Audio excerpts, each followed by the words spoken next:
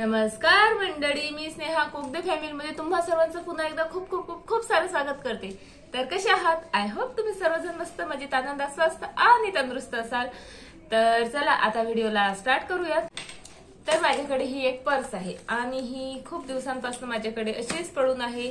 मी हिचा यूज नाही करत आहे। सुरुवातीला काही दिवस केली पण नंतर माहित नाही का मला आवडत नव्हती तर मी नाही केली। तर चला आज मी हिचा मेकओव्हर करते, हिला थोडासा नवीन लुक देते कारण ही पर्स खूप उपयोगी आहे।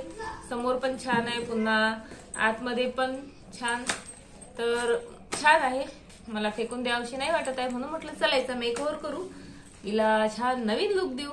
तर चला आता माझ्या पर्सचा मी मेकओव्हर करते आणि तुमच्यासोबतही शेअर करते। म्हणजे तुमच्याकडे अशा जर काही बेकार पर्स पण चांगल्या कंडिशन मधल्या असतील, ज्या तुम्ही यूज नसताल करत, तुम्हाला आवडत नसतील, तर तुम्ही त्याला थोडाफार मेकओव्हर देऊ शकता। तर तुमच्याकडे जर अशा पर्स असतील आणि त्या तुम्ही फेकण्याच्या तयारीत असाल तर थांबा, हा व्हिडिओ बघा आणि त्यानंतर विचार करा ती पर्स तुम्ही फेकायची आहे का तिचा थोडाफार मेकओव्हर देऊन तिला नवीन लुक तयार करायचा आहे। तर चला आता आपण या पर्सला छान छान नवीन लुक देऊ आणि त्यासाठी मी इथे ही आपण जी ब्लाउजला लावतो ना, ती अशी छान लेस आणलेली आहे आणि ती मी या पर्सला लावणार आहे। पाहू कसा लुक येतो। तर चला तुमच्यासोबत पण शेअर करते। तर या पर्सला इथे एक साखळी आहे ती मी काढून घेणार आहे। सोबतच हे जे पॅकेट आहे ते पण आपल्याला काढून घ्यायचं आहे कारण त्याचा काही फारसा उपयोग होत नाही आणि जी लेस मी त्याला लावणार आहे ती पण इव्हन लागणार नाही मग त्यामुळे। आणि इथे मी लेस चिटकवण्यासाठी फेवी बॉन्डचा यूज करत आहे। तर लेसचं व्यवस्थित माप घेऊन व्यवस्थित फेवी बॉन्ड लावून घ्यायचा आहे। फेवी बॉन्डमुळे वस्तू लगेच चिटकतात आणि जरी वॉश केलं ना तरी काही प्रॉब्लेम येत नाही, त्यामुळे मी फेवी बॉन्ड इथे यूज करत आहे। किंवा तुम्ही फॅब्रिक ग्लू वगैरे जो काही मिळतो ना तोही यूज करू शकता। माझ्याकडे फेवी बॉन्ड होतं त्यामुळे मी फेवी बॉन्ड इथे यूज करत आहे आणि व्यवस्थित अशा लेस आपल्याला एकावर एक अशा प्रकारे लावून घ्यायचे आहेत। आणि मी ही 1 लिटर लेस आणली होती आणि ही लेस तुम्हाला कोणत्याही जनरल स्टोअरमध्ये जिथे लेस बटन्स वगैरे मिळतात तिथे मिळून जाईल। ही लेस मी अशा प्रकारे व्यवस्थित लावून घेतली आणि या संपूर्ण पर्सला बरोबर 1 मीटर लेस लागली। आणि जर तुम्हाला ह्या लेस जर आणखी जवळ लावायच्या असतील तर तुम्हाला त्यासाठी जास्त लेस आणावी लागेल, पण 1 मीटरमध्ये व्यवस्थित झाली। आणि त्यानंतर हे जे साईडचे जे कोने वगैरे होते ते मी पुन्हा एकदा सिक्युअर करून घेतले आणि अशा प्रकारे आपली ही DIY पर्स तयार झाली। अशा पर्स लग्नात वगैरे किंवा एखाद्या फंक्शनला खूप सुंदर दिसतात। मम्मा एवढा पसारा काढून का बसली? आज माझी एंगेजमेंट अॅनिव्हर्सरी आहे म्हणून मी एंगेजमेंटची साडी शोधत आहे। माझी एंगेजमेंटची मिळाली तर मग केक लागेल, नाही कपकेक लागेल। केक नाही आणि कप केक नाही। बघ ही आहे माझी एंगेजमेंटची साडी। आता तुला याचं ब्लाउज होईल का? ब्लाउज होईल का? काही असं खूप ओल्ड फॅशन। आरूला माझी साडी ओल्ड फॅशन वाटत आहे आणि विचारते ब्लाउज होईल का। तर आता ब्लाउज ट्राय करून पाहते मी, छान साडी घालून पाहते।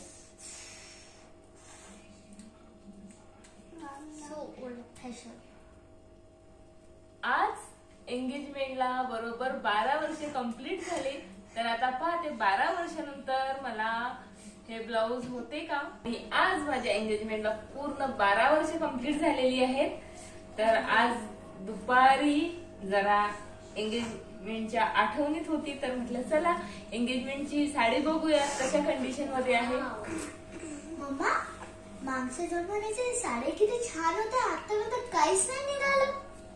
तर ही माझी एंगेजमेंटची साडी आहे आणि 12 वर्षात मी फक्त ही एंगेजमेंटच्या दिवशी घातली होती आणि माझ्या बहिणीचं लग्न होतं त्यात एकदा मी ही घातली होती। त्यानंतर त्यालाही आता 7 ते 8 वर्ष झाले, तेव्हापासून ही अशीच आहे। चला तर आज ट्राय करून पाहते म्हटलं। तर हे आहे एंगेजमेंटचं ब्लाउज, छान फुल वर्क आहे यावर, असं पॅच आहे एक मध्ये आणि छान पूर्ण ब्लाउजवर वर्क आहे.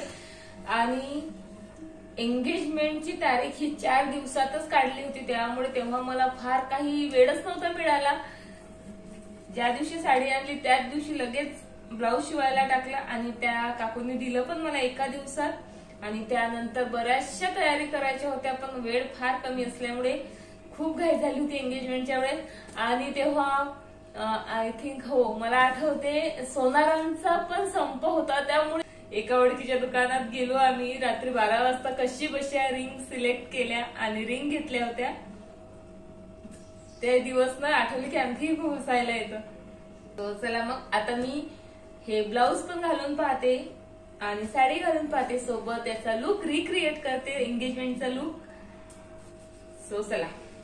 तर आज एंगेजमेंट अॅनिव्हर्सरी आहे म्हणून मला या साडीची आठवण आली, तर मी हिला बॅग मधनं बाहेर काढलं, छान 1-2 तास ऊन दिलं. चला म्हटलं आता ट्राय करूयात. आणि एंगेजमेंटचा लुक पण मी आज ट्राय करणार आहे, पुन्हा रिक्रिएट करणार आहे आणि तो तुमच्यासोबत आता मी शेअर करते. चला, तर साडी तर घालून झालेली आहे. ही लाचा प्लस साडी आहे. 2012 मध्ये माझं लग्न झालं होतं आणि तेव्हा या साड्यांची खूप क्रेज होती, म्हणजे तेव्हा या साडीची खूप फॅशन होती आणि म्हणून मी पण ही साडी विकत घेतली होती. नेटची साडी आहे.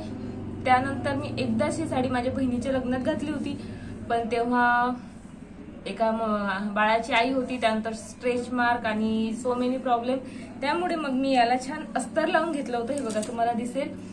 तर नेटमध्ये मी तेव्हा कम्फर्टेबल नव्हती म्हणून मी या नेटच्या खाली फक्त पदराला छान अस्तर लावून घेतलं होतं आणि छान वाटते घालायला. तर म्हटलं चला आज घालते आणि तुमच्यासोबत एंगेजमेंटचा लुक रिक्रिएट करते. तर चला आता मेकअपला स्टार्ट करूयात. मेकअप करण्याआधी स्किन प्रिपेअर करणं खूप जास्त महत्त्वाचं आहे, म्हणून सर्वात आधी छान मॉइश्चराईज करून घेतली मी स्किन. तर आता मला मेकअप करून कुठे बाहेर नाही जायचं आहे, त्यामुळे सनस्क्रीन वगैरे मी स्किप करत आहे. फक्त मॉइश्चरायझर लावलं, लिपला लिप बाम लावलं. त्यानंतर हे माझ्याकडे NYBचं प्रायमर आहे, ते पण मी छान जिथे जिथे ओपन पोअर्स आहे तिथे सर्वीकडे व्यवस्थित टॅप टॅप करून लावून घेत आहे. प्रायमर खूप महत्त्वाचं असतं, प्रायमर कधीही स्किप करू नका. त्यानंतर BB क्रीम आहे लॅक्मेची, CC क्रीम आहे लॅक्मेची, ती सर्वीकडे चेहऱ्यावर आणि मानेवर डॉट डॉट करून लावून घेतलं आणि त्यानंतर ती आपल्याला छान स्प्रेड करून घ्यायची आहे स्पंजच्या मदतीने. स्पंज नसेल तुमच्याकडे तर बोटाने सुद्धा तुम्ही छान व्यवस्थित CC क्रीम संपूर्ण चेहऱ्यावर लावून घ्यायची आहे. त्यानंतर डोळ्यांवर पण मी छान थोडीशी CC क्रीम लावून घेतली, कारण आज थोडासाच पण तरी करणार आहे डोळ्याचा मेकअप. तर बघा माझ्या कॉम्पॅक्टचे हे असे हाल झालेले आहेत, तरी पण यूज करत आहे. तर आपल्याला CC क्रीम नंतर ते छान सेट होण्यासाठी त्यावर कॉम्पॅक्ट पण अप्लाय करायचं आहे. कॉम्पॅक्ट अप्लाय करतानाही छान टॅप टॅप मोशननीच करायचं आहे आपल्याला. आणि आपण मेकअप करतो पण आयब्रोजला नेहमी विसरतो आणि माझ्याच्याने बऱ्याचदा ती चुकी होती, म्हणून मी फाउंडेशन किंवा CC क्रीम लावल्यानंतर आधी आयब्रोज सेट करायला घेते. तर इथे मी ब्राऊन आयब्रो पेन्सिल यूज केलेली आहे आणि आयब्रोज छान सेट करून घेतलेले आहेत. त्यानंतर थोडंसं आयशॅडो लावणार आहे, अगदी कमी प्रमाणात. आणि जसा मी एंगेजमेंटला लुक केला होता तसाच इथे करण्याचा ट्राय करत आहे. आणि एंगेजमेंटच्या वेळेस मी पार्लरला वगैरे गेलेली नव्हती, घरीच मी स्वतःच माझा स्वतःचा मेकअप केला होता. 1-2 मैत्रिणी होत्या मदतीला. तर अशा प्रकारे छान आपल्याला आय शॅडो लावून घ्यायचा आहे. तर इथे मी ब्राऊन शेड आधी अप्लाय करत आहे आणि त्यानंतर आय लिडवर छान थोडासा रेड कलर अप्लाय करून घेणार आहे, पण अगदी सेटल आणि खूप थोडाच लावणार आहे, कारण मला लिप्सला डार्क लिपस्टिक लावायची आहे. आणि कधी पण जेव्हा आपण लिप्स डार्क करतो तेव्हा आय शॅडो अतिशय कमी प्रमाणात यूज करायचा, आय मेकअप अतिशय कमी करायचा. आणि जेव्हा आपल्याला न्यूड कलरमध्ये वगैरे जर लिपस्टिक लावायची असेल तर मात्र आय शॅडो आपण डार्क केला तरी चालेल, पण लिपस्टिक पण डार्क आणि आय मेकअप पण डार्क, तर मग ते कॉम्बिनेशन काही छान दिसत नाही. त्यामुळे मग आय मेकअप जरा हलकंच करते आहे आणि लिपस्टिक मात्र मी इथे डार्क यूज करणार आहे. त्यानंतर हायलायटर यूज करणार आहे. तर हायलायटरसाठी पण मी या आय शॅडो पॅलेटमधलाच एक छान हायलायटरचा शेड आहे तो यूज करत आहे. तर आपण आयशॅडो पॅलेटचाही 3 प्रकारे यूज करू शकतो. एक तर आयशॅडो लावण्यासाठी, सोबतच ब्लशर आणि हायलायटर म्हणून सुद्धा यूज करू शकतो. त्यानंतर मी इथे छान आयलायनर लावून घेतलेला आहे. आयलायनर मी खूप कमी यूज करते, पण म्हटलं चला आज एंगेजमेंट लुक रिक्रिएट करणार आहे तर आयलायनर पण लावायलाच पाहिजे. तर अशा प्रकारे मी दोन्ही डोळ्यांना आयलायनर लावून घेत आहे. अगदी एका स्ट्रोकमध्ये लावायचा प्रयत्न करते मी नेहमी, पण तरीसुद्धा कुठे कमी जास्त झालं तर मग पुन्हा स्ट्रोक द्यावे लागतात. आणि छान थोडेसे विंग्स पण इथे मी काढलेले आहेत. आणि झालं, आयलायनर पण लावून झालं माझं. आणि आता कमी आहे ती काजळाची. सो आता छान काजळ भरून घेते डोळ्यामध्ये. काजळ मला खूप जास्त आवडते. आय मेकअपमध्ये सुद्धा जर तुम्ही लायनर वगैरे नाही यूज केलं तरी चालेल, पण काजळ मात्र यूज करायलाच पाहिजे. आणि दोन्ही पण आयलिडवर छान काजळ जर आपण लावलं ना तर डोळे खूप छान दिसतात. लायनरची पण कमी भरून काढतं काजळ, सोबत मस्काराची पण. आणि आता मी लावत आहे इथे लिपस्टिक ही माझ्याकडे मायग्लॅमची आहे. छान डार्क मरून कलर आहे.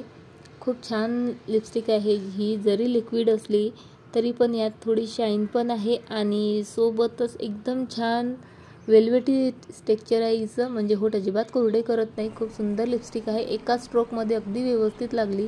आणि त्यानंतर थोडंसं ब्लशर म्हणून मी इथे लिपस्टिकचाच यूज करत आहे. तर एक थोडीशी न्यूड शेडमध्ये लिपस्टिक होती तर तिचा मी ब्लशर म्हणून इथे यूज करत आहे. ब्लशर आपल्याला अगदी हलकंच लावायचं आहे, नाहीतर एकदम लाल लाल ते विचित्रच होऊन जातं मग. आणि छान ते आपल्याला सेट करून घ्यायचं आहे ब्लशर. आणि त्यानंतर या आयशॅडो पॅलेटमधलाच हा जो शेड आहे त्याचाच यूज करून मी इथे हायलायटर म्हणून चिकबोनवर यूज करत आहे. चिकबोनवरही आपल्याला अप्लाय करायचं आहे, सोबत नाकावर पण अप्लाय करायचं आहे.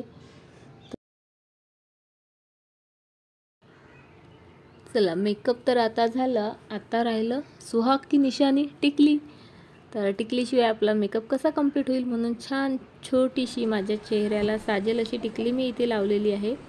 आणि त्यानंतर हेअरस्टाईल करून घेणार आहे. तर जशी मी लग्नात केली होती ना तशीच हेअरस्टाईल इथे मी करत आहे. तर वर इथे ही छान पफच्या ज्या पिन्स मिळतात ना ती मी लावून घेतलेली आहे. आणि तिच्याच मदतीने इथे मी असा एक छोटासा पफ करून घेणार आहे. ही हेअरस्टाईल बनवायला खूप इझी असते आणि दिसायला पण छान दिसते. ज्यांना मोकळे केस आवडतात त्यांच्यासाठी ही हेअरस्टाईल खूप छान आहे. आणि समोरचे केस पण असे मी थोडे एक बट घेऊन अशा प्रकारे बॅक साईडला सेट करून घेणार आहे पिनीच्या साईडने. तर दोन्ही साईडनं मी सेम प्रोसेस केलेली आहे इथे. ही हेअरस्टाईल छान पण दिसते आणि सोबतच करायला खूप सोपी आहे. म्हणजे कोणी नसेल हेअरस्टाईल करून द्यायला तरी ही हेअरस्टाईल आपण स्वतः करू शकतो. आणि त्यानंतर गळ्यात नेकलेस आधीच घालून घ्यायला पाहिजे होता मी, पण लक्ष नाही राहिलं. तर थोडीशी माझी हेअरस्टाईल खराब झाली यामुळे. पण नेकलेस घातला एकदाचा आणि सोबतच त्यावर जे कानातले होते ते पण इथे मी घालून घेत आहे. तर इथे आरू पिहू असल्यामुळे मी सतत बडबड करत होती, तुम्हाला ते इथे दिसत असेल. चला, हेअरस्टाईल तर झाली. त्यानंतर माझ्याकडे ही छान एक क्लिप होती रेड कलरची, मरून कलरची, ती इथे मी लावून घेतली आणि छान माझी हेअरस्टाईल इथे झालेली आहे. सो आता मेकअप झाला, हेअरस्टाईल झाली, बांगड्या राहिल्यात, बांगड्या घालते आधी. तर ही साडी ग्रीन कलरची आहे आणि त्यामध्ये मरून कलर पण आहे. तर म्हणून मी इथे ग्रीन आणि मरून कलरच्या बांगड्या सिलेक्ट केलेल्या आहेत. तर छान बांगड्या पण आता माझ्या घालून झाल्यात. आणि हा आहे माझा फायनल लुक. बेडरूममध्ये दाखवता येत नव्हता म्हणून किचनमध्ये आली. तर हा माझा फायनल लुक आहे. आणि आमच्याकडे एंगेजमेंटला ग्रीन साडी कंपल्सरी असते, त्यामुळे मी पण ग्रीन साडीच घेतली होती. पण ही लाचा प्लस साडी आहे त्यामुळे तिचा लुक खूप छान येत होता. ही तुम्ही साडीसारखी मिऱ्या घालून पण घालू शकता किंवा लाच्यासारखी पण घालू शकता. तर मी अशा प्रकारे घातली होती. खूप सुंदर दिसते ही साडी अंगावर आजही.